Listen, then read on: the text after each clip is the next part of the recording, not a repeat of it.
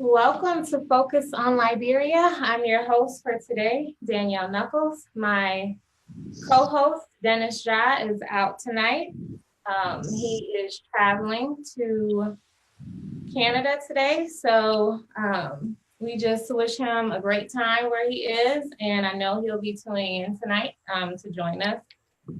So thanks for joining. What you heard at the beginning of the show was Do Your Own Thing by So Fresh featuring Denge. Those are two or three Liberian entertainers. So Fresh is a rap duo and Denge is a singer.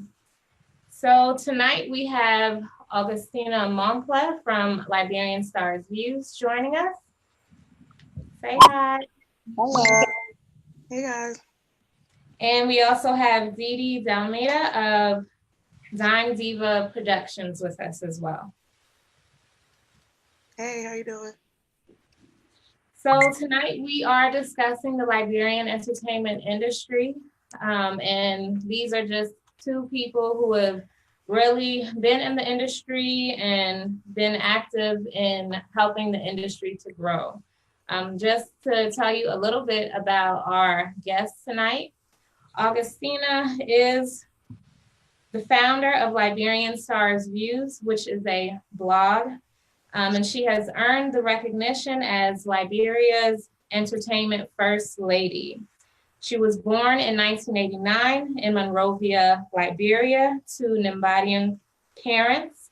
And in 2000, Augustina moved with her family to Ghana. And she stayed in Ghana up until 2005 when she came to the US. Augustina has also,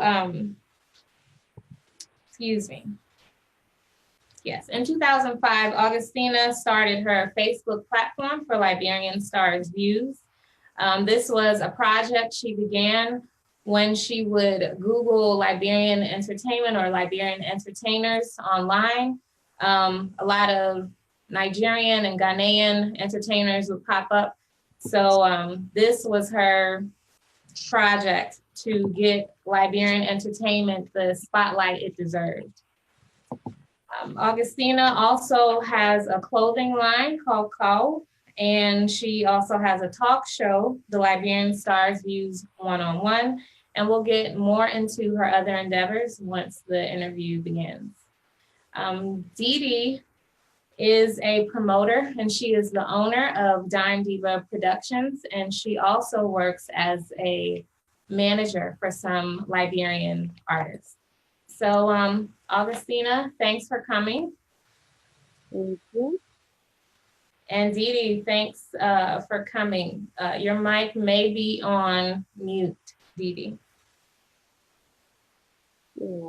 Yes, it was on mute. Okay, thanks for coming. All right, so to get started, I would like to start with music first. That's what most of us think of when we think of entertainment. So what we've seen in recent times is the emergence of different styles of Liberian music, including hipco, trapco, colo pop, and also an embrace of some of the more traditional styles of music, including the Bwema music and the folk music. Augustina, could you tell us a little bit about those genres and like what it means? How do you define those genres? Well, hip hop is more like our regular English, like the Latin English. Popcore is basically mixing Liberian and American English, with it. So Bashira is the one who really made Popcore what it is today because although there are other artists doing it, but Bashira when they bring that bringing that and my music, in my understanding, is traditional, Liberian traditional music.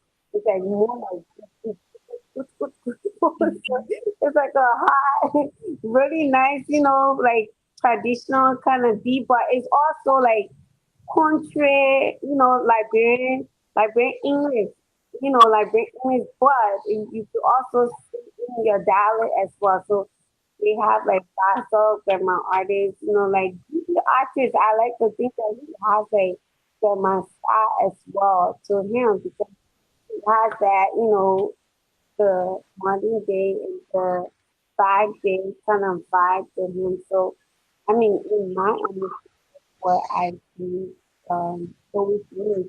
But as the color pop, it's more of like, I think that PIC is more of color pop.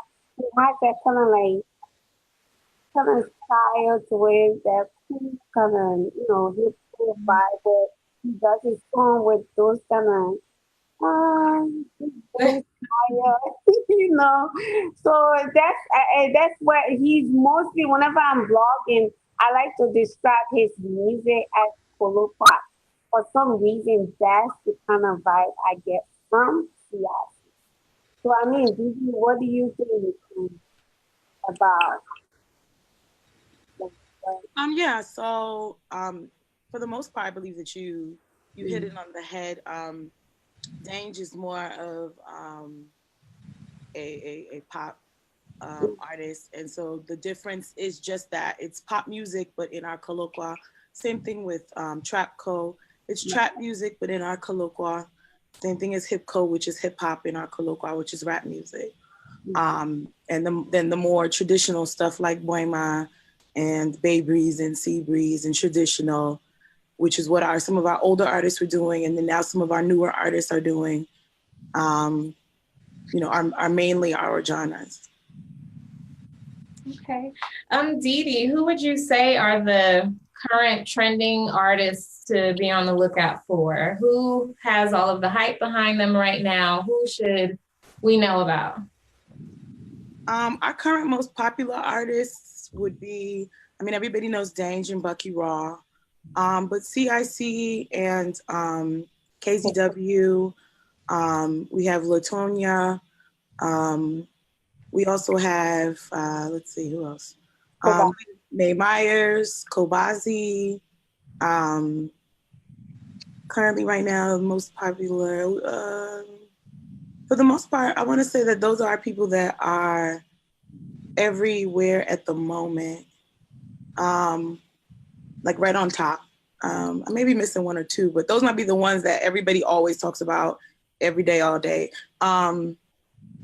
Eric Giso.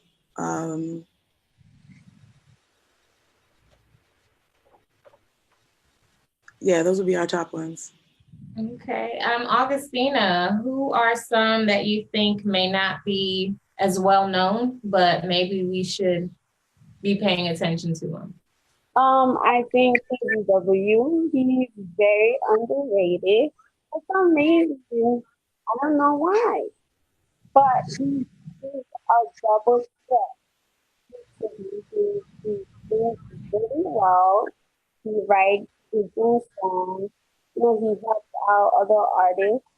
So, but for some reason, other artists are really friendly. I'm not sure if because he's subtle or I have no idea artist. He should fired for some reason. Other artists are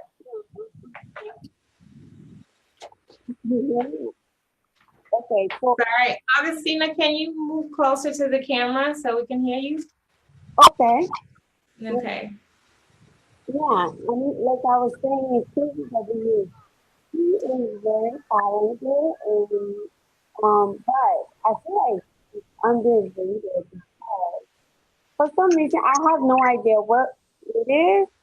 I think that his management, it has a lot to do with his management. Because we have a management, they should be responsible to just be out there. And you having somebody like KGW on your hand, he could double check, he could sing, he could write, he could produce, he helps out other artists with their vocals. I mean, what else could you really ask? from an artist. So I think that his management, whoever he's with right now, he needs to step up their game and get to because he's out there and he's really makes them too. So when the ladies love him, so get him out there so he can make some money for your brand or something or something. Okay, so Kizzy W, that's the one that has is it the Drinks on Me song? No, that's Kavasi. Bavazi. Okay, what is Kizzy W's popular song? Wena. He Oh, has wait, no, sorry. Wena. way now. I love my baby though. My baby one of the best. Okay, so speaking of trending artists, Bucky Raw has been trending a lot recently. Bucky Raw is a trapco artist. And just to pedal back a little, so I realized we put co at the end of a lot of the newer music, hip co, trap co, or the colo pop, and that co is for colloquial, is the English word, but in the Liberian English we say colloqua. Yeah. So it's like the hip hop with the colloqua, or the trap hip hop music with the colloqua, or the pop music with the colloqua, the Liberian broken English way of speaking. So Bucky Raw is a trapco artist, I believe, sometimes hipco. But I think he started trapco. You guys can correct me if I'm wrong. No, he did not. No. Okay. Sorry. He just helped make it trend. He made it trending, but an artist by the name of Infamous TK is who kind of started the sound of trapco. Okay, great. So Bucky Raw, some of us know his story. He was living here in the US. Right. Unfortunately, or fortunately, depending on how you look at his story, he was deported.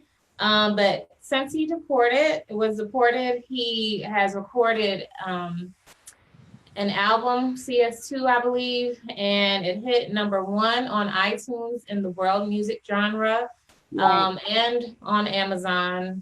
And I believe he made 10 on the billboards for international or world music. So that's a really big deal. What would you guys say that other artists can learn from him? What should they be taking from his story, or other managers should be taking from his success?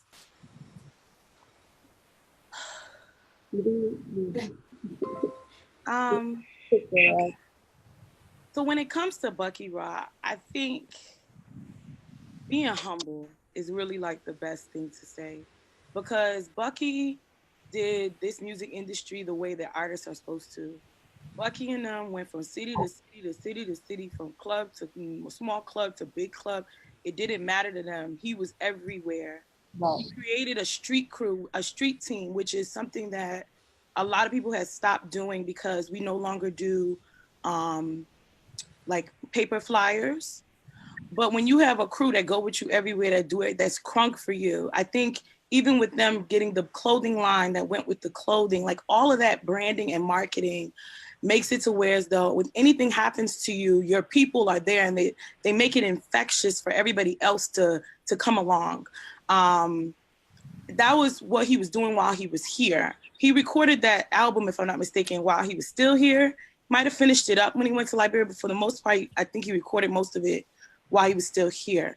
But when he went over there, I mean, he did what he still did, which was to be in the community, to do shows as soon as possible, to put music out, to be seen. And the fact that he also put his music on iTunes and he put it in the world category, which is where all of our music belongs, that helps too. If you're somewhere where you belong and you appreciate your own thing, which is the thing that I tell a lot of artists, you'll be successful. If you try to be in everybody else's lane, then you're going to have to fight with everybody else. Right. So I think that that's the takeaway from his story and what happened to him. Okay. Correction though, I did see an interview with Bucky. I think it was at Hot 1079 in Liberia on Friday. Majority of the music, maybe with the exception of Womi, was recorded in Liberia with a Liberian sound engineer. Mm-hmm. So I do want to just give our people props for that. You know, he talked about how he would send music to his friends to listen to. And they, like, before they could even critique the music, they were like, that was recorded in Liberia. So they were just surprised with the level of professionalism and quality of work being done in Liberia. So yeah, he did say that. What else do you think? Most of our artists actually do get their music recorded there. That hasn't been an issue in a while for people, the music quality to be bad or worse here. I was just under the impression that Stark Vader was his producer or produced most of the album, but I might have been wrong. So that's a Well, good thing. the recording was definitely the recording was in Liberia. Oh. Mm-hmm. Okay. Augustina, any other takeaways from Bucky Raw's success? I think that one of the reasons why I like to promote Buckle is because he's very respectful and he's very loyal, has that loyalty, to him. And he knows no matter what. Whether your blog has like 500, followers or 20,000 followers. Whenever you share bucket words, he's definitely gonna come on your blog. If you think or he's gonna do the inbox. Thank you so much for supporting me. I appreciate that. That alone kind of encourage like anybody really like promote, So whenever he drops something, he doesn't even have to like say, "Oh, Tina, can promote this point," because I know regardless, now that he comes to my blog, he's still gonna appreciate that. So Bucket is a really respectful person.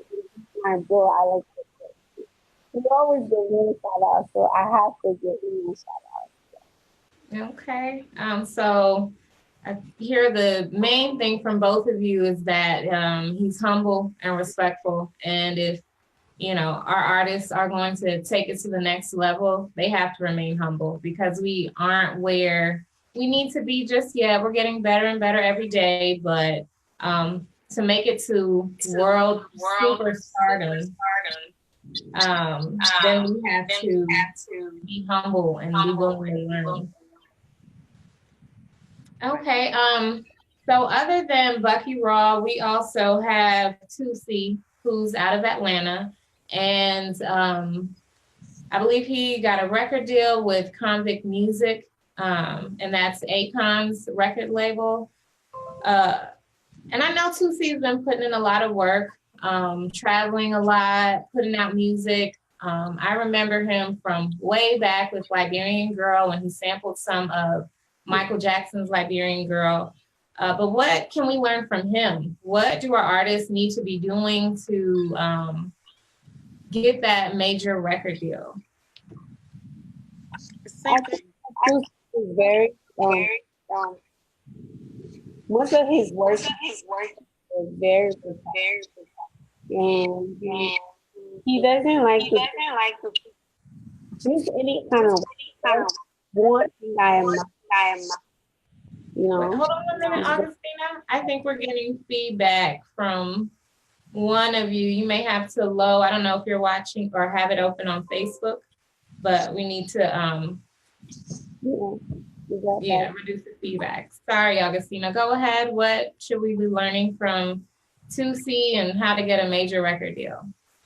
I think that Tusi, he's a goal getter. He likes to go out there, and get connection. I believe that he did not just sit down and get that connection. I feel like he with his boss, his management or his manager, what his name, Charles, with him, they went out there to get it to see how quality. He's very professional. He's very hardworking, very talented. So, sometimes some of our artists want to sit down and feel like opportunity will just come, right on your door and knock. Sometimes you have to get up and go out there and try to get it. But before Tusi signed this deal, I basically like, still networking with other people. There was a concert where Akon was in Atlanta. He was there with his manager, Charles. So, I mean, he got out there to do it. They did not sit down, to say, okay, we're waiting for somebody to just say, but no, they're go getters. So you have to go getter, you have to get out there and do it. Or if you cannot do it or you need help, most of our artists are doing it by themselves. You cannot be an artist if you your own manager at the same time. Sometimes the managers that they have who have no idea about the business. Everybody all the time people say people to me, I mean music is 90% of business and then 10% the other stuff. But a lot of our artists don't get that when people say things like that. You need people behind you who are go getters who want you to win, who want you to therefore not do everything by yourself, and you have to be careful of who you put your career in your hands because some people do not have what it takes. And that's where I'm gonna stop. Dede, we know you also manage artists. Augustina brought up management. What is that like? Tell us about your artists and I guess what you've seen. I think you're on mute, Dede. Your own Speak music. on the Tusi situation a little bit. Okay, go ahead. Because I know Tusi very personally, and I have watched him for all of the years that I've been here in Atlanta. And the one thing that I'm gonna give to Tusi is that Tusi never stopped. Tusi has been hustling since he was on 106 in Park, and he was one of the first. He was the only Liberian, I think, to go on 106 in Park and do the little battle. But with him, he started with just hip hop, and he kept tweaking his sound and tweaking his sound, and he didn't just say, "I'm gonna stick with what I want to do just because I feel like it." He's recognized that he was talented and that there were different types of things he could do, and he branched into those things. He didn't stay in the one box. He went into the African sound. He produced a lot of artists, and one of the reasons why Tusi sounds great is because he has a whole studio in his house and he produces his own music, and he makes sure it's clear, and he produces for a lot of other artists and helped a lot of artists, which also helped him to me curate his sound. And he's known Akon and Convict Cartel for a long time, but sometimes you have to learn the lesson that you're supposed to wait until it's your time in order to move forward so that what you're doing is successful rather than trying to jump the gun now. We have a lot of artists that think that just because they're good right now, that they should just be signed. They haven't done a lot, put together a very good resume in order for somebody to run behind them. Sometimes you have to wait your time. You have to build up your good, long, thick, healthy resume and then go to where you need to go. But as a manager, that's the thing that I keep trying to tell artists, that you need to make sure that you are waiting your time. So many people want to rush. And most artists that are successful right now will tell you that they were doing it and they were grinding for a very long time. Even when they were doing their best, they might have felt they put out their best music. They were still grinding very hard for a good long time. And a lot of our artists do not have the patience that the music industry takes. They don't have the patience at all. And I think that that's one of the main things that I talk to artists about is take your time and do it right, because once it starts moving, it's gonna move faster than you can even think. Thanks, Dede. You mentioned about 2C tweaking his sound, and so for me that brings up. I know there's criticism sometimes. Some people will say, "Oh, everyone's not leaning toward our music because no one understands the Liberian colloquial way of speaking. Oh, we should embrace the Ghanaian, Nigerian sound, of music." Or, sometimes when some of our artists lean that way, then there's criticism from within. Augustina, what is your opinion on what we should be sounding like? I mean, like, I won't tell anybody to sound certain way. I feel like what people, are excited about is what everybody else tries to do. You know, basically, I mean, they have like there are a lot of like Nigerian, Ghanaian musicians out there, and the only way that Liberians and let's use Bakira for a minute. Bakira is not sounding like a Nigerian neither a Ghanaian, and his music is selling. So I mean, it's just in my opinion, you cannot be somebody else and expect people, for you have to present something different to the market for people to recognize you. Same way as like, being a blogger. When I started blogging, nobody knew what I was doing, but I was presenting something different. Although it took me a long time to really get people to take me serious, but they ended up getting used to it because that's what you're giving. You're giving them something different. Everybody else is doing Nigerian music, Ghanaian music. Your Nigerian industry is, established. Ghanaian industry is established. Liberia industry is gonna be established. The only way is Liberians have to be themselves. Now that I'm telling every artist to speak in Liberian English, but that's who we are. That's our identity. You can never run away from who you are. That is in you. Unless that's you want to be an American artist and sing like an American, musician, that's on you. But right now, people are more harder, excited that our sound is going out there and people are now taking our musicians like PIC, Bucket Rock, Christoph the Change, serious, and it is a good thing. As a blogger, my opinion, it is a good thing. We have to be ourselves. Thanks, Augustina. So I know we have many platforms, and I must commend the young men who started Tunes Liberia. I believe his name is Elvis. And then we also have Wology, and his name is Lincoln.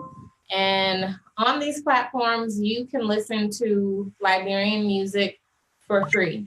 So while it's great that we can expose our music, and a lot of us can then have an opportunity to, hear more of it and learn more about it. Truth of the matter is, especially for Liberians in Liberia, times are hard and you want to make money from, from singing or rapping. How do you think we can still use platforms like Tunes Liberia and Wology and our artists still make money? Dede, what's your opinion on that? Well, Wology only streams, and Wology attaches the link to your iTunes or Amazon or whatever paid version.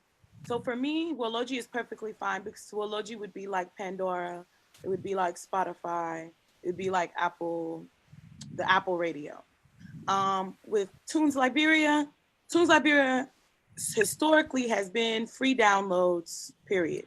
You can go there, you can download everybody's music. I think when we first started, that was fine, but I think in 2018, I personally have a major problem. I personally do not allow any of my artist music to be downloaded on Tunes Liberia. I've asked Elvis to make it only stream, and they had no issue with it. The link for the paid is under it, so I don't have that problem with my artists.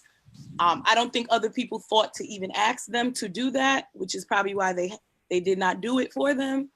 But you know, if we don't, you know, those who do not ask don't know. So for me, I do not agree with free downloading, at least not initially.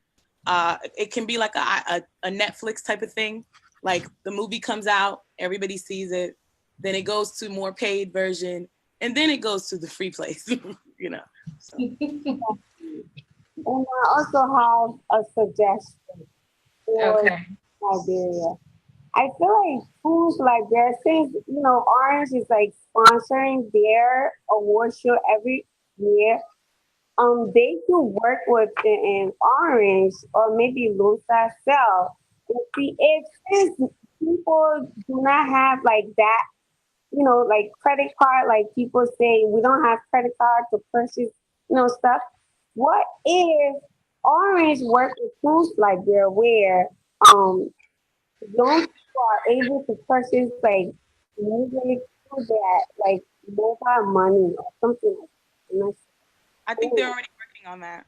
They're already working on that? I'm under the impression that they're already working on that. But if not, I know that I'm starting a blog that a site that's already working on that. Oh, okay. I mean, that's like awesome. I feel like because whenever someone bring up this, you know, discussion like Dede, so that you saw my status and you and myself, you know, we talk about it. And you know, everybody say, oh, because a lot of people don't have jobs in Liberia and we don't have credit cards and stuff like that. I mean, that's the best solution for you know we can find right now until the country can get you know people can start getting credit cards and young people can start working, you know, other stuff. And that's the best I would think about. Okay. I mean, I think it's, like I said, great. I applaud what both of these guys have done. And I looked at Bucky Raw recently. So I believe I was able to get Womi off of Tunes Liberia. And he released, I think, another song on Tunes Liberia as well. But when the album came out, the entire album was sold on digital platforms. Right. So, you know, it's like you can release a single for free, a couple of singles for free, and then maybe the entire album you sell. Well, the only issue with that is that we are still crawling in the department of albums. We've gotten better. We've gotten better, but a good bit of artists aren't putting out albums. So the singles is the only way that they're eating. They're just putting out singles, most of them. Only some artists are now trying to put out an EP or an album. There are some who have been around for a long time who've always been under the you're supposed to put an album out thing, but we're crawling, you know, with the whole album thing. Okay. So, I mean, even here in the U.S., because of, you know, with the internet and all that, most artists don't make the bulk, I think, of their money from album sales. So a lot of them depend on things like endorsements and concerts to kind of get that, you know, extra income. And so we've had some artists, I believe Kobazi, Kizzy W, come from Liberia and tour here in the US and tour in Australia. So looking at what we've seen happen with those artists, what would you say we're doing right in terms of having tours and concerts, and what do we need to work on if these artists are really going to earn money from doing tours? A lot of these artists, you know, they collaborate with PIC and Kubasi. I feel like they need to do more collaboration when it comes to tours. I feel like they're going to make money Yes. know, We like, need to tour together. yeah. That's what they're not doing. They're touring by themselves. They need to tour 3 or 4 or 5 of them go on the road, and they're not doing that. Do you know, like, if let me say CIC, this is an example anyway. CIC, um, Kobasi, and Christophe, the Tunis, and Buckeville on stage, they're on a tour. I'm taking a weekend off to go on that tour. Like, are you kidding? 5 of my favorite artists. Do you know how much they'll make? I mean, like, most of their fans are females. Women in this country spend so much money, and these young artists in Liberia are wasting their time. They don't understand how so many successful women are in this country, and they were attend a tour with their favorite artists, and they're playing with their careers. Collaborate, guys. Collaborate. Like, do it ASAP. Look at Kobashi and Piasi with the song Drinks on it. Can you imagine if they did a tour when that song was hot? Or even now, they will make money. So you need to collaborate. You cannot be making a song together and not be, trying to collaborate and go on a tour. Like, the management should get on that. Yeah. Management is slow. I think another issue we have with touring is Liberian artists are not touring in Liberia. Yes. They're not touring in Liberia. Like, they feel like in order to tour, they gotta lead a country. You got a whole country with with what we up to 13 counties now. How many did they add any more? Maybe 13, and then they changing. I mean, I know they changed numbers. So we at the end of the day, that's a, let's say, 13 county tour. Why are we not going on tour? Why are 3 or 4 artists who have done, because a lot of these artists all do music together. Mm-hmm. Most of them have 3, 4 songs together. A good bit of them in Liberia. Why are those who do all their songs together, 3, 4 of them do a tour? But nobody in Liberia seems to want to put up the money to tour them around Liberia. People only want to put up the money for them to leave Liberia and tour. And someone needs to do that. Now, it doesn't have to be Orange. It doesn't have to be MTN. It doesn't have to be the sound people or whatever. They themselves need to go on a tour. The way that they do shows, they do one show here and then they get the local people. They could just go to those same counties and do an actual tour. Right. Do you think do you think part of why they don't do tours is, in Liberia specifically, is that they figure it's not worth the hassle? If people are paying 5 LD to come, is it worth as much money or gas as it takes to get you all through Liberia? The question is not, do they think? We know for a fact that is what they think. That is why they're not doing it. The issue is that here we come with the mindset of longevity. Right. When you are struggling, sometimes you can't think about the decisions that will create a longevity situation. You're only thinking about the situations that's going to make you eat right now. I think that's where the level of sponsorships come in. It can't be that they go. Someone has to sponsor it. Someone has to sponsor stuff like that. And to me, I think if we stop bringing people in the country to tour before we tour our own stuff around our country, right, then we can bring people in. Because if we tour ourselves around Liberia and get popular the way that they really need to, then you can bring an outside artist and the respect level is there. It's not like the artist feels like he the one carrying. No, you didn't come to carry the show. We just brought you here because we also wanted to see you too. That's it.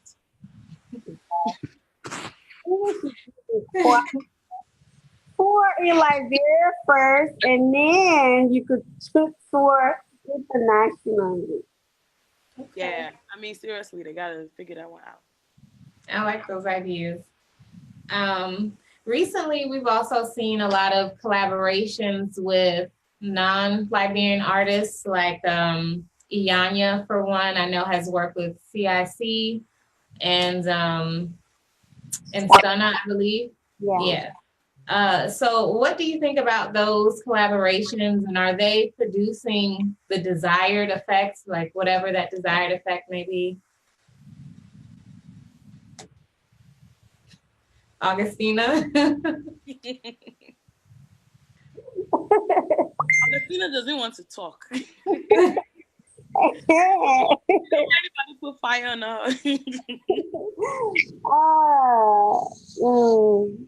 Oh boy. Did No, you I was doing my own first. Then. Augustina. so let me follow my spirit first.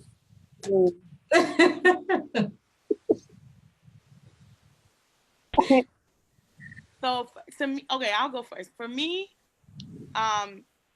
right now, I don't see it being a benefit. For me, right now, it's a waste of money. Yeah. So, it is more. It is better spent for them to spend that money to collaborate with U.S. artists, with artists in Australia, maybe artists in the UK, even some of our artists that might be in Canada, to where as though you can then turn around and tour with them in Canada, tour with them in the UK, tour with them in Australia, and y'all bring money together. To me, that would be the better place for that money to go than to put it into doing a song with someone in Ghana who's not going to promote your music in Ghana. You have to then turn around, go to Ghana, and try and promote your music in Ghana with whoever you can find. Or then go to Nigeria and try to promote your music in Nigeria with whoever you can find. Because that artist, unless you paid them to do it, not saying they're not going to do it, you know? I'm not saying, like, Iyanya did somewhat promote the song he did with EIC, but it not to the level that he's going to promote his own music. And it didn't, so for me, the money being spent on artists, if you want to say, oh, I want to at least have it under my belt, then that's why you're doing it, just to have that under your belt, to be able to say, oh, I worked with this artist. But anything short of that, it's not going to produce anything else. So, it has not, and it has not. I'm not giving my opinion. We have seen all of them. It has not produced anything else.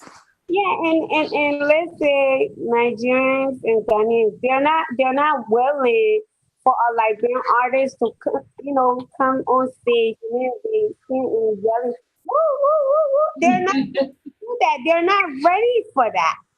They don't want to. They refuse because what? They feel like Liberian artists don't belong on that stage, and that's a fact.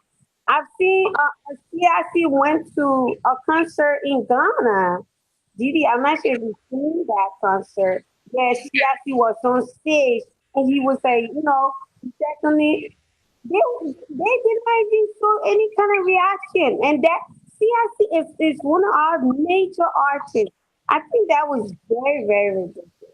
Right. So Nigerians are not willing to pay even $5 to go watch a Liberian artist. They just say that. Is Ghanaians willing. But Liberians will pay so much to see foreign artists.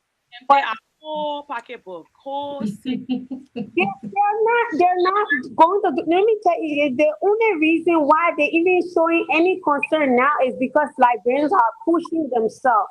Liberians are pushing their own people. And this is how Liberian artists are going to create value.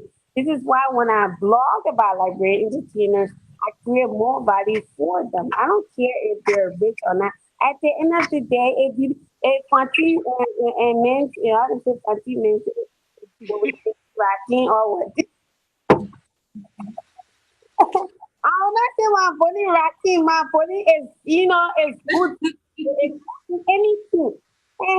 So if we don't push our own people out there are not going to respect them. They wouldn't even want to associate themselves with Liberian entertainment. I have people like Don Domingo following me. I have a couple of Nigerian celebrities following me. Why? Because they see that Liberian stars receive value for the entertainers. So, they're not ready yet. So, therefore, Liberians need to collaborate with themselves keep your money in your country and collaborate with each other until that, you know.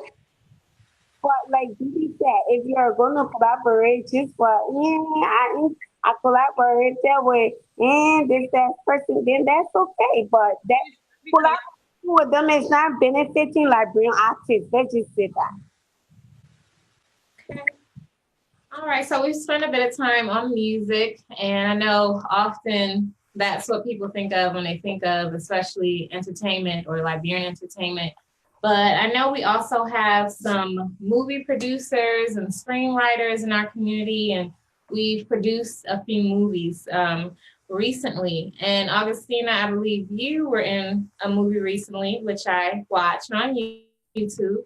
Can you tell us what that movie is and what your role was and how it was just filming? Oh my gosh. Well, I originally started out. I wanted to be an actress, so I got a little bit of that in me. Anyway, so my friend, who is the producer, Lydia Jackson, that was like 2 years ago, and she called me and said that there was a character who was missing, and she wanted me to fill him. So I said, no, I don't want to do it. So I went to Jersey, and then took that day. We ate, my friend was, but I said, okay, so I don't want her to like beg to my, because she's my friend. So let me just do the scene, but that kissing scene, oh my gosh, we did that kissing scene over like so many times. I got upset. My lips was, my lips was hurting because we had to, we took so many things over and over. But it turned out to be good, and we're part part two because a lot of people are, they were like, oh, they want to know what happened to the characters and stuff. So now we're working on part two, which will shoot at the beginning of early next year. So I'm really excited. The cast, Azu was the director, flew all the way from Australia, come down to work with us. So I mean, like, this time I was meant to have more roles in it, but it was, but it turned out to be good. But now they're trying to put me in more roles. I'm always trying to run away from acting, but for some reason, somebody always trying to drag me in it. So I mean, like, it just to help the movie industry. I mean, I don't want to pursue acting at all, but whenever that opportunity presents itself, I'm going to go for Okay. And what's the name of the movie again? it. And Ungrateful Husband. Okay, Ungrateful Husband. And I saw it on YouTube. Is that the only platform it's available on? Yes, because the video said that it took a while for the movie to come out, so they just decided to release it. But the part two will be premiering all the states, hopefully, and then it will be, like they'll put it online for sale for other people to do it, which is a good thing because he spent a lot of money just to shoot that movie. So hopefully we will be able to get our money back in part two because I need to use a lot in part two. And I know we had another movie to come out this year or last year. I'll say last 12 months. Providence, which has, I believe, Van Vicker, Sweets, Musselin Myers, Lisa Wu, I think, was involved with the movie as well. So these are some American entertainers as well. Some of the movie, if not all of the movie, I think was shot in Liberia. There was a premiere in Liberia. Dede, were you involved with the promotion of the premiere in Atlanta? yes. Yes. Can you tell us, I guess, what the planning was like for that and why they decided to take that model of promotion? Which model? For Providence, because rather than, I'm sorry, promoter for hire. So they say promote, I hire. Okay. So I just promoted that it was coming. Got it. So what was the turnout like? Because I mean, we have movies like Ungrateful Husband that are released on YouTube, which many of us can see for free. Then I see what Providence has been doing is having like a premiere in every city and making an event of that. I guess trying to get or recoup some of their money that way. What do you think about that way of promoting or trying to get funds? Most of the movies premiere, like do an actual premiere. Some of the artists I think from in Philly, they've been doing premieres. I think they had a couple premieres in Minnesota. So most movies that have that have recently come out, they actually have live premieres. I know with Clarice, which is Clarice Kula, who's Van Vickers' manager, who's the one who was the executive producer for that movie. She always premieres all of her music. I mean, she always premieres all of her movies in a theater. So that's become the norm of the last maybe 4 years. Even in Liberia, they started doing them more frequently. I remember Frank Artus did several premieres, or did a premiere a couple of, maybe 3 years ago.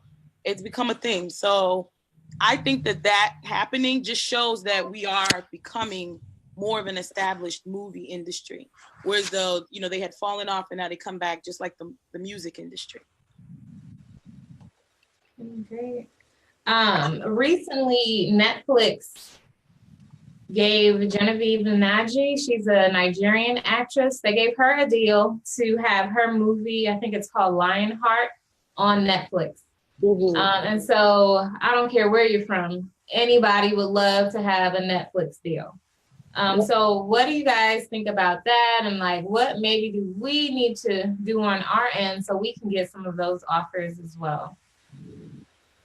There's actually several Nigerian and Ghanaian movies on Netflix. Okay. Yeah, most of, what's his name? A lot of Jim Ike movies, and I think most of Clarice's movies are on Netflix, and on Roku too. But the ones who have producers who are kind of here in the U.S. or that were filmed here in the U.S., like I know a lot of the movies that were filmed in Houston, some of the ones that were filmed here in Atlanta, they're all on Netflix. So I think that's kind of the difference. I think the people that were overseas, or who didn't do the movie in both places, a lot of them are now saying, wait, we should do that. Because I know they have them in Walmart too, I heard also. What is in Walmart? They're selling the movie or? African movies, yes. I forgot 2 people had their movie slated, like they got a deal with Walmart. That's amazing. Kobe Maxwell, the Ghanaian producer, he's also a singer. His 2 movies, like I think it's called One Night in Vegas, and another one, they're distributed by Walmart. That's cool. And those were shot at least partly in the U.S.? No, those were all shot. Well, yeah, they were shot in Africa and then came to the U.S. Okay. That's great. Hoping that a lot of our producers, writers will also have that opportunity to have their films on Netflix. So outside of movies, I know we also have some TV shows, if you will. Augustina, I know Daughters in America is one of your clients. Can you tell us a little bit about Daughters in America? Yeah, Daughters in America is about 4 African women living in the United States. It has a thing to do with their family, love life, education. I mean, what I love about Daughters in America is because like love did not just like pass, just maybe one sort of people or Liberians have like different African women from different places, you know. So which means they are able to promote that series in their country. And one of the best thing about love on the show, she tries to put her Liberian culture in it. Like talk like that. You know, sometimes she'll talk among her friends and she'll say, hey, about give me that to me. You know, it's kind of fun to see that because most of the time I've heard like filmmakers like, oh, and the Liberian English is so like it makes you so native or native or whatever, you know. I mean, that's you. Like I keep saying, you can never run away from who you are, no matter how much you try to change yourself. Being Liberian, you'll always be that. So you cannot run away from that Liberian part of you. So I just love her series.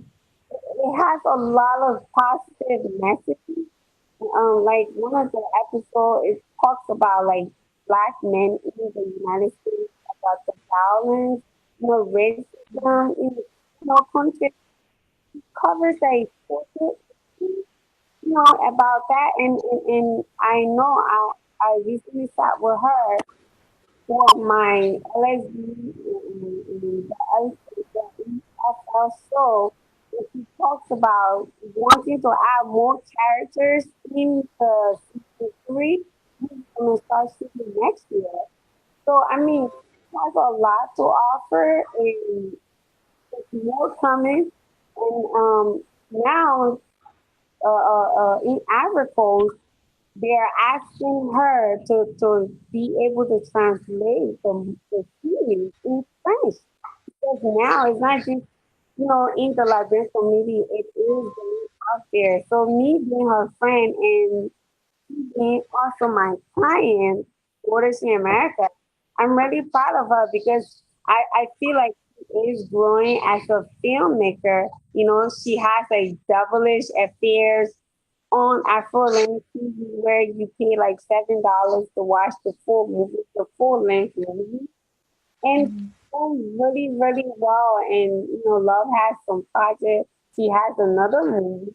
So I think that she's growing as a filmmaker. So Daughters in America is a really nice series. I think that you can relate to the show. You have your friends.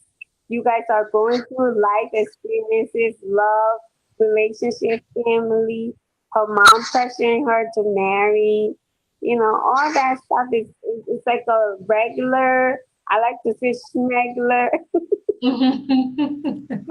things that happen in women's life. So, it's girlfriends, everything and anything can happen when you and your friends. It's nice to check it out. Okay. So for those of you out there, check out Daughters in America. Also, you can't ever leave us behind, Liberian people, that is, on anything. So I understand we have a reality series as well, Brooklyn Park Heat. What can you guys tell us about that show?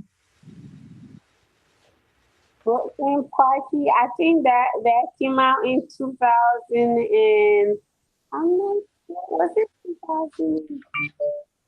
I think that was like was it 5 years ago? Dede. Because I don't want to get it wrong. Okay. Yeah. Dede's on mute. Dede. I keep forgetting this mute button. Okay, so yeah, so Brooklyn Park Heat came out several years ago. They Yeah. had, I think, one episode, and we didn't hear anything about it, and everybody was really upset because we wanted to know more. There was a lot of background issues. They could, for whatever reason, but as of recent, they've been filming. I think for like the last year or so, and they've been putting out promotional material saying that they're coming back, and we're supposed to get like a whole season. So we're waiting on that.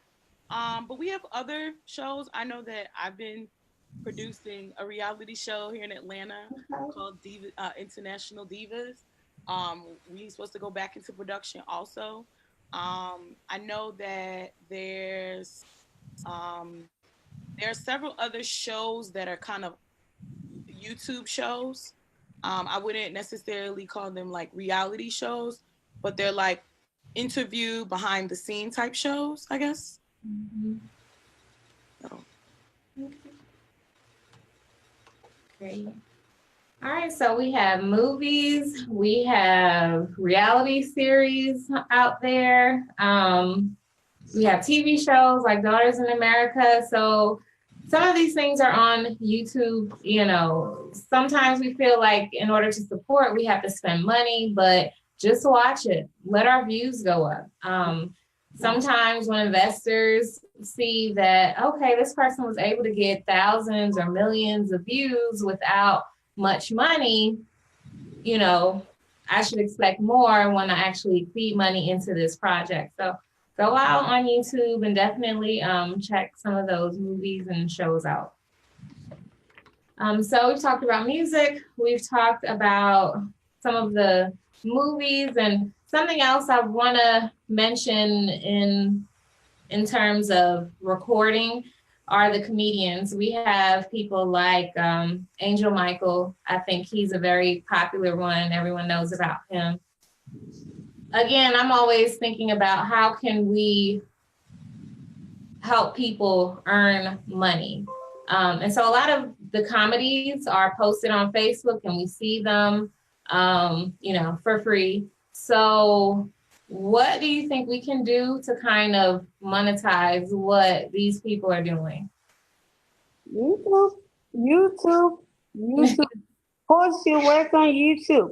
Why did I feel like Liberian comedians are focused on likes and comments on Facebook? Those things don't matter. Post your work on YouTube. This is a platform that pays you for views. Why are you posting your work on Facebook? I mean, just post like a little preview and post the full link on top of your video. If librarians are not clicking the link, let them not click it. That's their business. Focus on getting them to your YouTube channel rather than Facebook. For me, Facebook now have started paying people to, advertise, monetize on Facebook. Like for me, I have real followers, organic followers. So they are offering me to pay me, to post ad on my videos. If you want that, send your work to me and I'll post it on Facebook and I'll give you your money. I don't want your money. Do you understand? So, I mean, if they are just focusing on posting their work on Facebook, then they're going to always lose. Get out there, post it, do research, do what you need to do to start making money rather than just doing so much, and not getting anything in return. As me, I'm getting paid as a blogger. Let's just say that I'm getting paid as a blogger, and I have my in PayPal to show you that I have been getting real money blogging. So get out there and do something and get some cash. I think another thing our comedians do is book gigs. Go ahead, Dede. I said I think another thing our comedians have to do is book gigs. They all have to get into the hosting business. You're a comedian, you should be hosting. You should be hosting award shows, you should be hosting fashion shows, you should be hosting movie premieres, you should be hosting everything. You should be hosting as a comedian, you should be hosting outside of YouTube. Another thing our comedians are not, I think they're not really branching into movies like they should. The ones in Liberia, some of them are, but the ones here are not. We have an industry right now where they need to be doing the little short films. The same way that the comedians here got famous, like the ones who got famous off Vine and YouTube, they got famous off of little short films, little short comedy skits and all of that. Some of them are doing it, but some of them fell back on it. And a lot of them are not doing shows. Can we get a Liberian comedy tour? I like that idea, Dede. Y'all can go from club to club, just like artists. But instead of going from club to club, you go from bar to bar or lounge to lounge and tell jokes. And do you think that would be a more fruitful gig, you know, to bring a comedian over and have them go, you know, from bar to bar to bar, just Liberian comedy show? No, I think the artists that live here, Mm-hmm. it's better suited for them to gain a base. So like, because they know people here, you know what I mean? Or because they may know an artist, they can open up for an artist. You know what I'm saying? Mm-hmm. Like, depending on the type of venue. You have some artists who do more intimate shows. With an intimate type show, if you're an R&B artist, you can have a comedian open your show. You know what I mean? Yeah. Like that, you can collaborate with a comedian and an artist, promote a show. I'm just saying, like, everybody needs to work together. So that's key, us working together, whether it's the artists collaborating with each other or the comedians working with artists to do shows together, or in the government. They all need to work together so we can accomplish just great things for our people and for our community. So moving from the movies and comedy to now blogging. I know, Augustina, you know, this is your area, so to speak. Can you just tell us a little more about how you started Liberian Stars Views and how many followers you have? Because I don't think some people in our community realize like what you've done and, you know, how successful you've become with your platform. So just tell us about that. I started blogging at a I was 15, but I didn't know what I was doing. I know I started watching news, listening when we arrived in the United States. The first thing I got hooked up to was news. I love the way they talk about celebrities and the way they, I don't know, glorify them and just make them create so much value for them. And there was a song that was released um, that same year. It, it, and I'm right. The Taco Jesse the Lucky Bucket. It's so funny because I recently, for the first time ever, spoke a Lucky Bucket, and I was so nervous and shocked, and I was so excited because I was like, oh my God. So he came on the phone and was like, hello, and I'm like, hi. And that's the first thing everybody noticed about me is my voice. They're like, you talk like a teddy bear. And I'm like, no, I don't talk like a teddy bear. But yes, when I started, that song was because I used that song as an inspiration. I said that if I'm gonna create a platform that's gonna be, you know, for Liberians to be proud of, years from now, it has to be inspired by a Liberian. And I used, and I at that time I had a huge crush on Taco J. I always love to tell people, like, do you still have crush on Taco J? And I'm like, at that time, I had a huge crush on Taco J because before he got a pop eye. Anyway, yeah. I use that. Nah, trust me, that's what I use. Use that to to stay connected, you know, to my roots. So when I write, you know, started promoting, but I didn't know what I was doing because I was really confused. But I know I wanted to promote Liberian talent. So I just kept blogging, and my grammar was so horrible, you know, but I kept writing. I didn't care really. I was teased in school because of my voice. No, so all these things, it was just like piling up. But when I created like this, I wanted to just be behind the camera, I need the computer, and just blog, you know?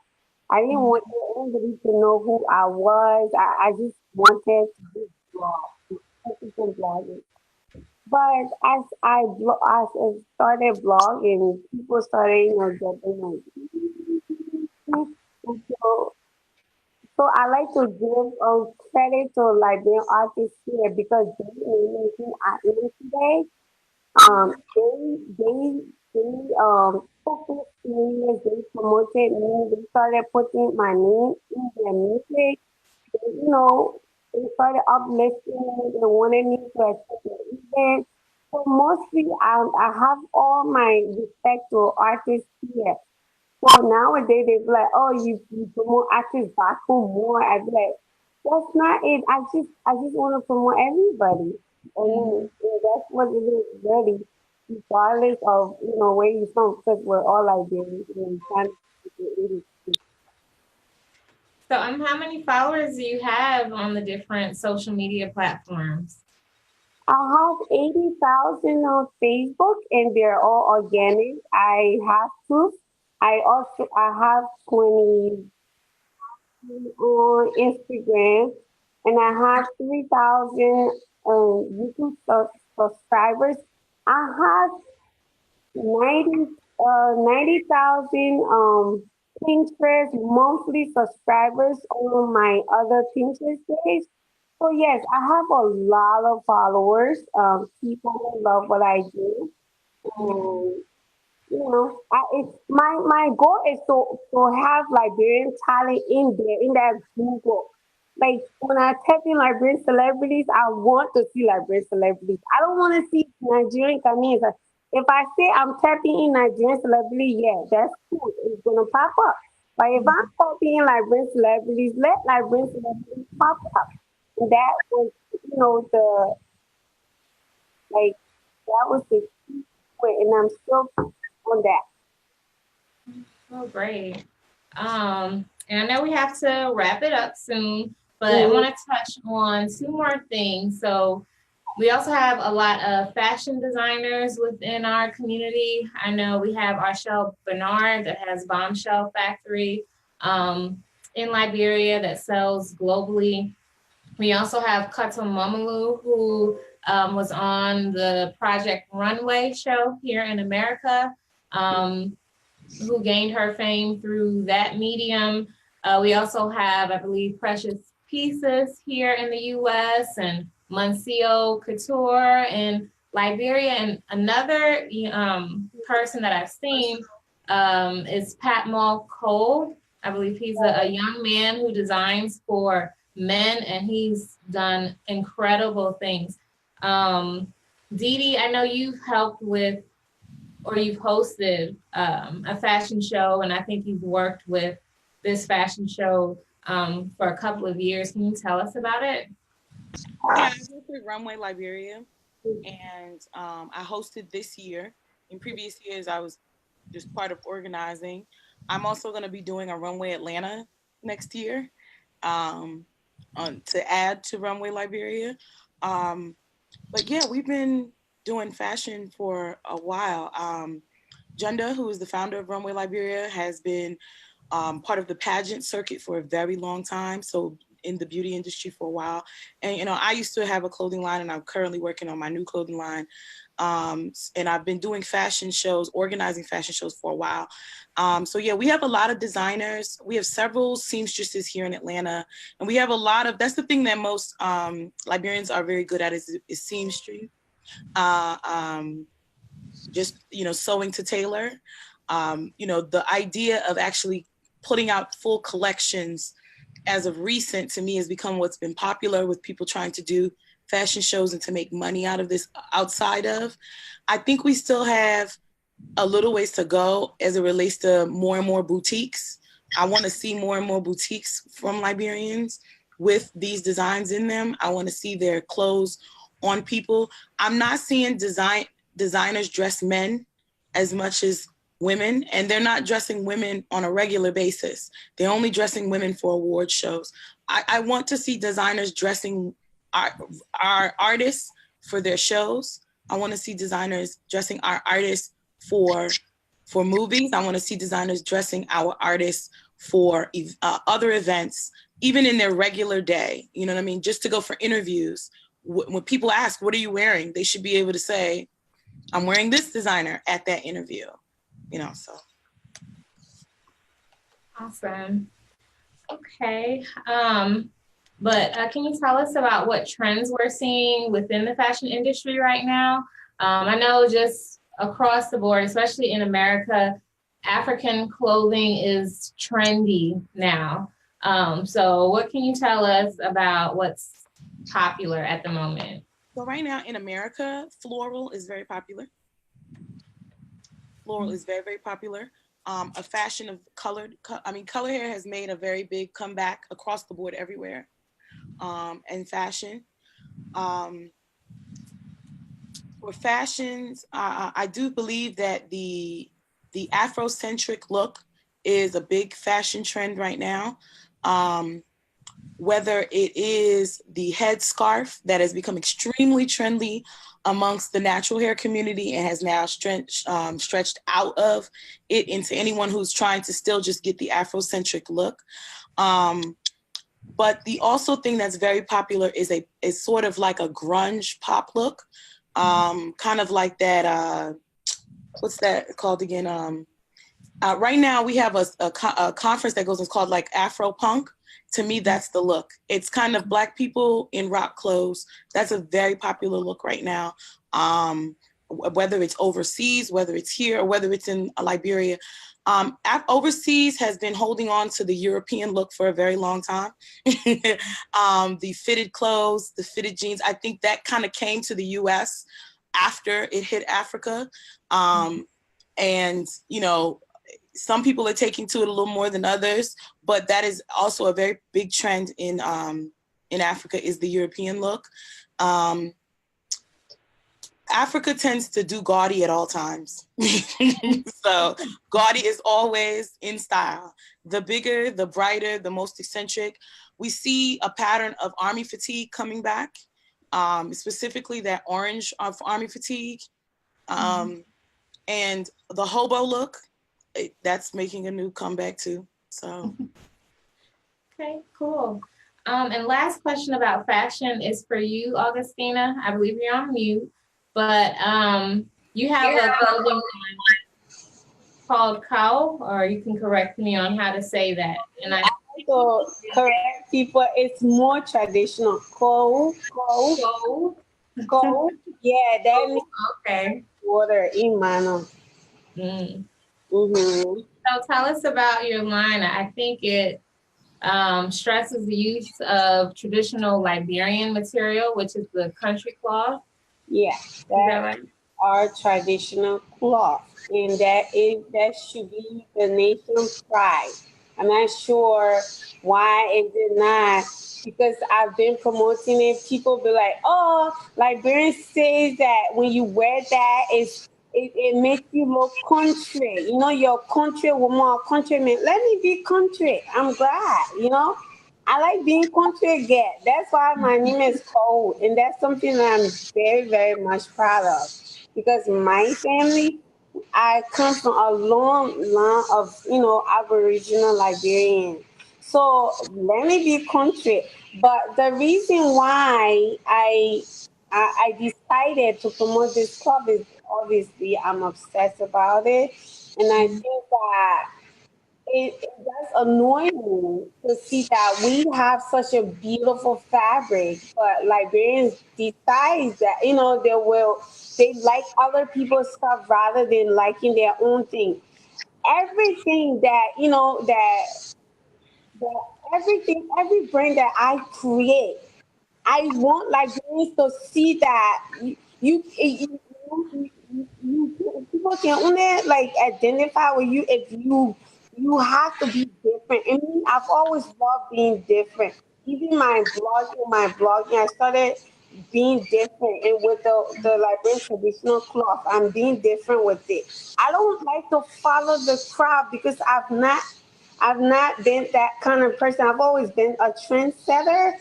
So while other people are sitting in a crowd doing the similar thing, I like to walk out very slowly, take a different path because at the end of the day, you cannot be great if your father is tired. You gotta get out of that crowd and be different. So it annoys me, back to me being annoyed, that Liberians have their cloth. They would leave their cloth and go get married in Ghanaian cloth, Nigerian cloth. We have Liberian beads, and they be dressing completely like foreigners. It really annoys me.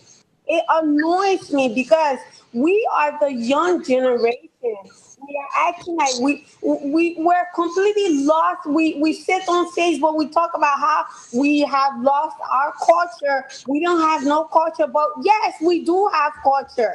We do have the traditional cloth. Every county in Liberia has their own traditional cloth. And I'll point out five Liberian young people that don't even know about this.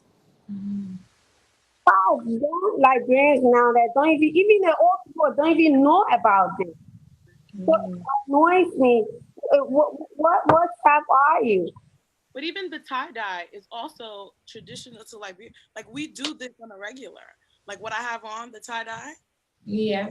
Like it's not, you know, you can it's not like to say we got one option. You know what I mean? I think the concept is that Liberians, I'm not gonna say we are lazy, but I'm going to say that Let we the like follow the easy through. thing. We like the easy thing. So it's much harder for you to go back and re-dig up your ancestor stuff and reintroduce it than to go borrow somebody else's thing that's already done. And the right now, what's gonna help Liberia be better is for everybody to go back to our original stuff and bring it and reintroduce it and make sure people are clear. That's what we're doing, but at the end of the and Dede, on top of it, you have like the same Liberians telling you you're wasting your time because people are not gonna support the club. No, I'm going to. Y'all already know how persistent I am. Consistency always. Everything with everything you need consistency. You Right. know, with consistency, you're able to get penetrate through any break walls and blocks or whatever. Librarians are very, I like to say, our people are pinheads. They're very hard headed. Yeah, they're very, very hard headed. You have to keep knocking on that door before they can actually like come around. That's how they are. Even like I said, they're blocking things. You think they will ever use they ever wanted me to block? No, they thought I was wasting my time. I wasn't going to school to do something good with my life. Look at today. How many bloggers now? There's so many bloggers. Even the people who is talking down on bloggers are not becoming bloggers. So our people are pinheads. So this is the thing, formula I'm going to do to get the Liberian traditional cloth. Right now, I have a lot of Liberians, women who want to get married next year. They want Liberian traditional cloth. You think if one person started, everybody else will come, and it's not really because I want to do this and that. No, I want for us to embrace ourselves. Every brand that I create is all about accepting yourself for who you are. You cannot leave these beautiful and authentic Liberian cloth and go take another man's cloth. You are dancing inside like you so proud telling people, oh, you have to know your root. No, you don't know your root. You should know your root because you can't be taking all of people unless you're marrying a Ghanaian or a Nigerian man or wife. It is okay to incorporate your culture with their culture, but you're not even Ghana or Nigerian. Two of your like, what do you wear Nigerian clothes for? It makes you look like you don't even know who you are. It makes you look stupid. I'm sorry. It makes you look like you have no identity. And we have our identity. And we have to be willing to learn. We have to be willing to accept who we are. You cannot be the CEO. You cannot be the CEO and pay and say you go and get new food. You gotta watch yourself before they put new food inside that thing, right? Yeah. Like that. I think that the only way that our industries, all of them, are going to become successful is that we have to be happy and proud of our own Thank thing. you. We got to be happy and proud about our own self. And we also have to have patience. It didn't take just 1-2 years for us to destroy ourselves. It was Right. 14 years for us to destroy 14 years. ourselves. So just because you have a good idea doesn't mean that right now, when you bring that idea, it will go. You have to have patience. Yeah. That idea might sit around. It might go a little bit, come back, go a little bit more, come back before it reach.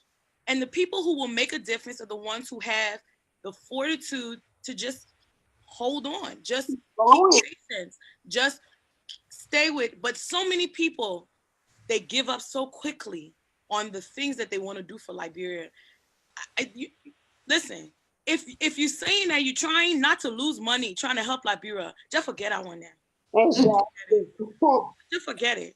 Like for real, like seriously, the Liberian entertainment industry, regardless of which part, except for maybe comedy, but maybe I might even put it back for comedy, is lying on the backs of the women in this industry. Because when I tell you that Liberian women are dumping money into the entertainment industry, trying to get Liberia somewhere, and not looking for return anytime soon, because it's not there.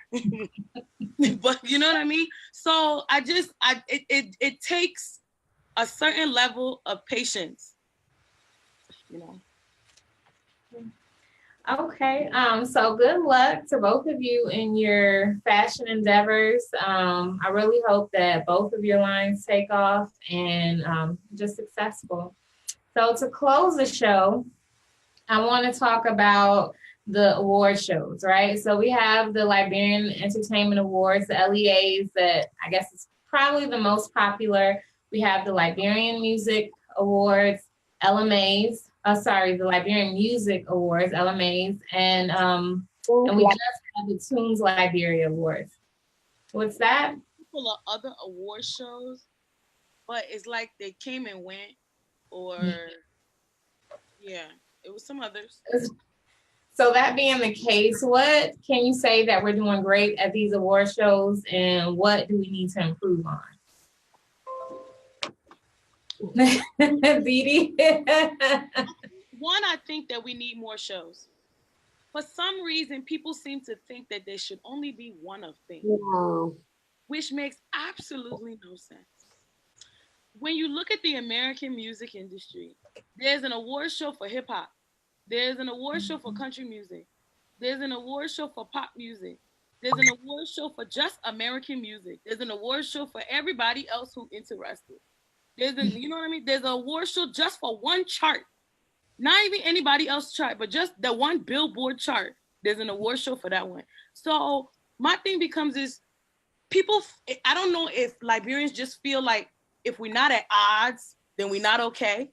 Like, it's okay. We can have more than one of everything. I personally think we need a video music award show. I personally think that we need we have a gospel music award show, but I don't know. Yeah, we have one already. So I think we need another. We have one in Liberia. We have one here. We have one that's for everything. Even if they've got one in Australia. If the UK was doing their thing correctly, they're supposed to get one there. They're supposed to do one in Canada also, because we got to like seriously, like let's break it down even more. All of these really big media outlets, they should have their own awards. They should be telling people who they think is important. You know what I mean? Because everybody doesn't think everybody's important. But some people are bringing light to others. All of this makes us who we are. When you look at some of these artists who, like, let's give it Monique, the actress. Mm-hmm. A lot of people were saying, oh, Monique has a heavy resume, but that was like her first, like Grammy or whatever, because she was a comedian.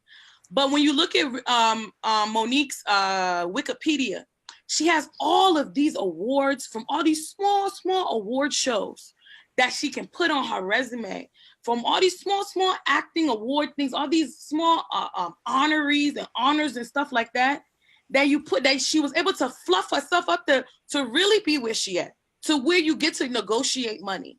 So my thing just becomes this, as an artist, You are only making money doing, I'm going to be really honest. I'm going to be very honest. The LEA is for all entertainment.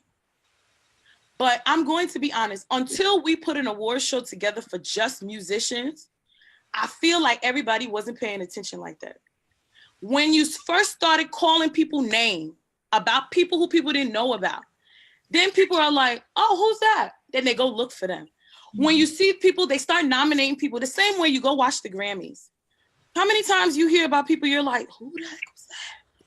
How they get a Grammy? I never heard of them before.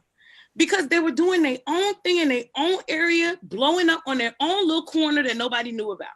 And so therefore award shows plump people up to say, hey, these are the people you're supposed to be looking at. And we need more things saying, hey, these are the people, each county supposed to have their own award show. This is the best guy coming out of Mansorota County. This is the best guy coming from Nimba County. Awards. Even said we supposed to have Trap Code Awards. They just Trap Code Artist Saloon. Hip Code Award. It just Hip Code Traditional Award. It should be plenty. The awards there should be overflowing behind themselves. Because let me tell you, some of these artists, for whatever reason, they don't respect being recognized, which makes no sense to me. So, yeah. Augustina, what's your take on the award shows? I think that I totally agree with Dede. Right? I think that we do need these awards. These are the things that makes the industry, right? You know? I mean, like these little entities, these big entities, these little bloggers, these big bloggers, these big regular personality, these little ones. These are all the things that make the industry, you know? So I totally agree with Dede. Okay, well, thanks guys for your take on all these topics. Just thank you for coming and spending time with us today to talk about the industry. You know, we've discussed music, we've discussed movies and comedy and fashion and the award shows and blogging. So I hope our viewers definitely learned something today. Augustina, could you just give us your final thoughts on the industry? Oh, I think that the industry is growing. We need to grow more. Now that I feel like Liberia is coming to that stage where she's like the new woman in the city and all the men want her. And she's thanks to Bakira, you know, his music is out there and he's teaching other artists, like, put your work out there, you know, this and that. You know, it's a good thing. And we have like so many bloggers now. It's such a good thing because now at least some of the weight is off, you know, some of us, you know, it's a good thing. I don't need to blog every 5 seconds. Like, oh my gosh. You're right. So happy. They can go look for news somewhere else. Yeah, thank you. And you know, shout out to them. And if anybody ever think that I'm like I see certain way that there are new bloggers. No, I'm actually happy because it's a lot to work. My fingers burn like every other day, you know, from blogging. So the fact that we have like new bloggers and it feels so amazing to be the person to inspire so many generations that, you know, we have like so many bloggers. It's such an amazing thing. And I'm so proud of myself every day that we are working towards building ourselves. We are working on that journey to love ourselves as Liberians and Liberians supporting Liberians. It's such an amazing thing to see our artists grow from like, you know, grad to grace, you know, they're like it's like they're walking on the stairs, you know, with every journey they're learning, and I'm so proud of them. I'm proud of every person that is working, whether you're putting money, you're putting your internet, you're using your internet to host a radio show. You know, everything we're doing. I'm really, really glad that we're all doing it. Whether, we're friends, we're not friends. I don't care. At the end of the day, you're doing something on your end to help build the entertainment industry. And this way, I give you guys salute. I salute every one of you. Okay? Shout out to every single one of you. Just so you think that I don't appreciate you, I do appreciate you. And I like to say, I'm very big on respect. You respect me, I respect you. You disrespect me, I don't have to be associated with you, but I still respect the things that you're doing because if one person cannot build industry, we all have to, we're all doing our little thing like I said. Every little entity joined together, that's an industry. So I don't want to talk too much. I just want to stop it right there. Shout out to everybody because I like to say, major. We're getting Thanks, Augustina. Dede, your final thoughts on the industry? I personally think the industry is doing well. It's growing. I believe that all of the infighting and all of the back and forth is needed. I believe that it's part of the growing pains. It's a part of growth. It's a part of getting better. We've made such leaps and bounds. Like, I just think of when we put together the first Liberian Music Awards and when I had to do so much research behind artists, the quality of work then and the quality of work now, I mean, it's just astoundingly different. And it's only been, I want to say, 4 years. I mean, we have made such a vast improvement in production, such a vast improvement in videos, and such a vast improvement in treatments of videos. Actually working together and the traveling. I believe that the business side is where we're coming up slow, but we're starting to come up on that side too. And so I think the fact that we're now getting the government to recognize that if they want to be a monetarily successful country, that they also need to invest in the entertainment industry along with tourism. Now, how fast they're going to do that is a different conversation, but we know that they are very keen and aware that it's something that they're going to have to do in a regular amount of time. So for me, I see it going forward. I just tell Liberians to have patience, and to like your own thing. I just can't even say that enough. That is just like your own thing. Like your own thing. I just don't even know how to better explain it. Just like your own thing. I just like your own language, like your own cloth, like your own music, like your own look, like your own thing. Because I don't care what the other people are telling you. They will never respect the fact that you like their thing more than you like your own thing. I don't care how they're selling it to you. They will never respect the fact that you like their thing more than you like your own thing. That's my closing thing. People will respect. Thank you, Dede. And I think that's a perfect way to end. We started today with the song "Do Your Own Thing" by So Fresh featuring Zenj, and I think it's perfect. Yeah. We definitely need to appreciate what we have more. Appreciate our music and our culture and our way of dressing. And once we appreciate it, more people will try to follow us, so we need to be the trendsetter instead of being the follower.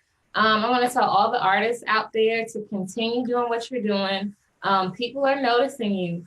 And, as Dede said, we just need to work on the business side because I definitely would like to see our entertainers be multimillionaires. I don't think it's a far stretch of the imagination at all.